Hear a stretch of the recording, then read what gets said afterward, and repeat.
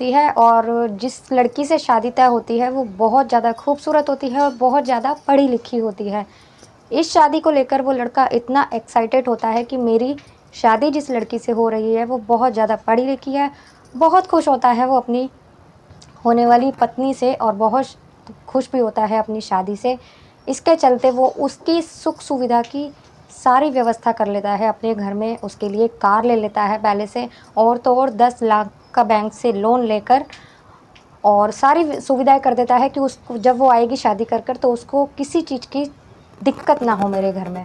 ऐसा करने के बाद जब महज शादी के 2 दिन रह जाते हैं, तभी अचानक से उसको फ़ोन आता है और वो शादी कैंसिल कर देते हैं।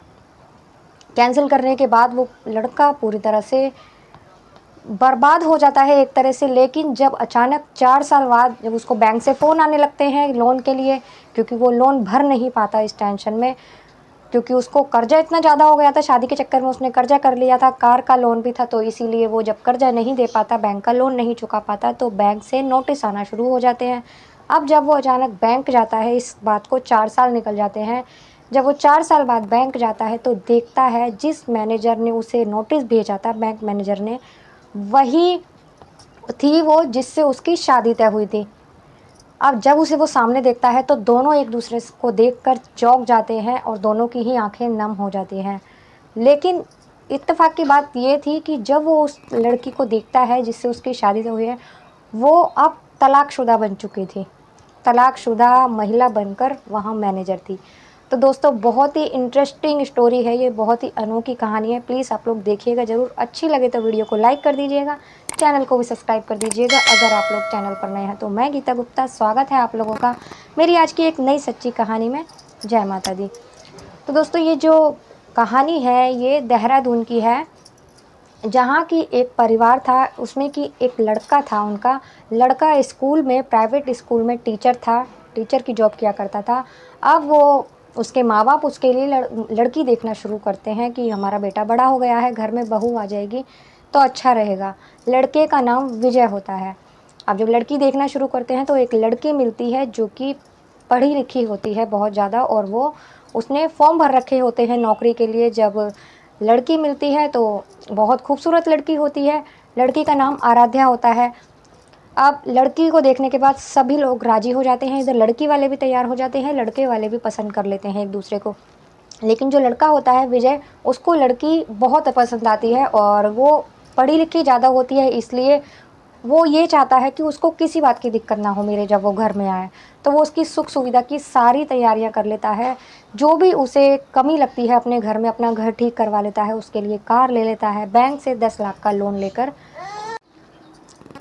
वो अपनी होने वाली शादी को लेकर इतना एक्साइटेड था कि उसके माँ बाप उसे मना करते हैं कि ऐसा मत कर, लेकिन फिर भी वो नहीं मानता। वो यही सोचता है कि पत्नी घर में आएगी, उसे दिक्कत नहीं होनी चाहिए किसी चीज़ की। अब वक्त निकलता जाता है। इधर जो लड़की थी उसने फॉर्म भर रखे थे शायद उसके अपनी जॉब के। जब वो फॉर्म भर रखे होते हैं तो उसका बैंक मैनेजर की पोस्ट पर नौकरी लग जाती है। अब जब नौकरी लग जाती है तो उसके घर वाले बहुत खुश होते हैं अपनी बेटी के लिए। जब बहुत खुश होते हैं तो उसकी जो लड़के वाले होते हैं, जो विजय होता है, उसके घर वालों को भी ये बात पता चलती है, विजय को भी पता चलती है। तो वो सोचता है कि क्यों ना सभी लोग, अब उसकी नौकरी लग चुकी है, अब तो और भी ज़्यादा वो, मतलब उसकी वो इमेज बढ़ गई है, तो वो सोचता है कि मैं भी उसे फ़ोन कर कर बधाई देता हूँ कि उसकी नौकरी लग चुकी है मैनेजर की पोस्ट पर। इधर जो लड़की होती है आराध्या, उसके घर वाले उसको बोलते हैं अब तू मैनेजर बन चुकी है बैंक की, पहले तो तू मैनेजर नहीं थी, तो चल एक टीचर से शादी कर रही थी तो ठीक था, अब तो तू मैनेजर बन चुकी है बैंक की, उसके बाद तू एक टीचर से शादी करेगी, ये अच्छा नहीं लगेगा। तो वो कहती है कि तो क्या हो गया, जब मेरी शादी तय हुई थी, जब तो मेरी जॉब नहीं थी, जब तो मैं टीचर नहीं थी, जब तो मैं घर में ही रहती थी, मेरी कोई नौकरी नहीं लगी थी। अब शादी तय होने के बाद अब 2 दिन मेरी शादी को रह गए हैं, तब जाके ऐसा हुआ है।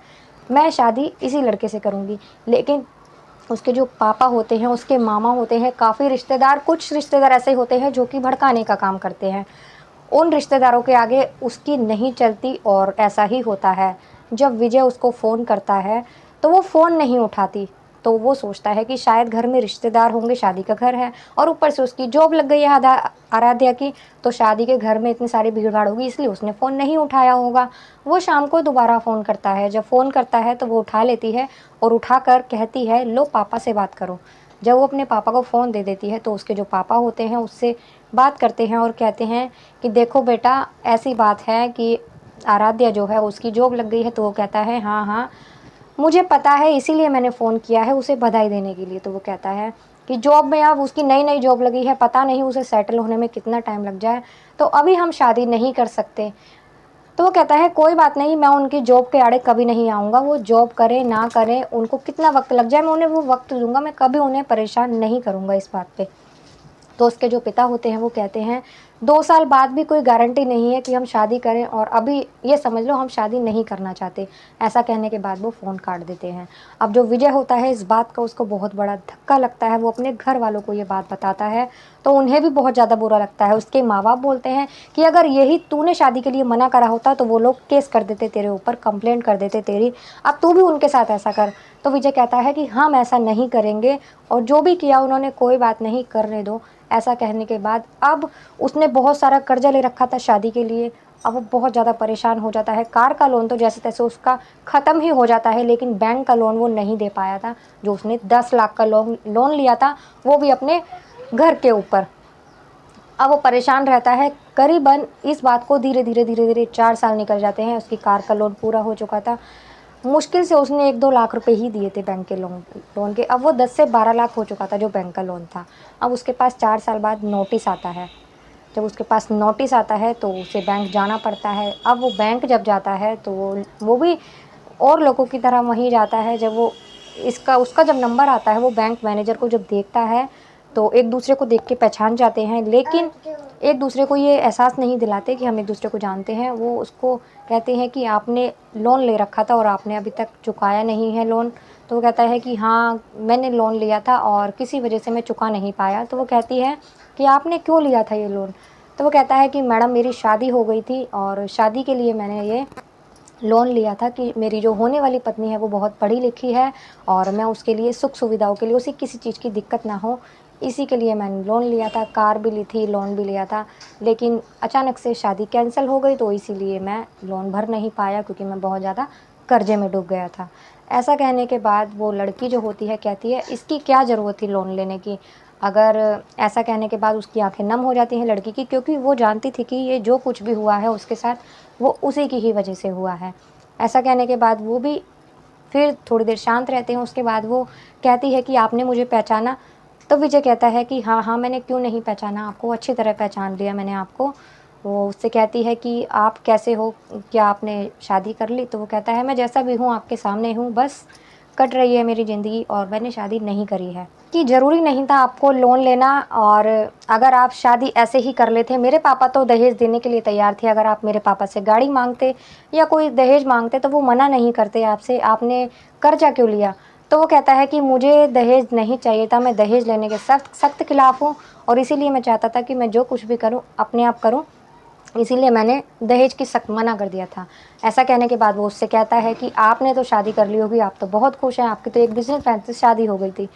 तो वो कहती है कि ये बात सच है कि मेरी एक बिज़नेसमैन से शादी हो गई थी। मेरे मामा ने ये शादी तुड़वा दी थी तुम्हारे साथ और एक बिज़नेसमैन से शादी करवा दी थी कि 100 करोड़ के वो मालिक हैं।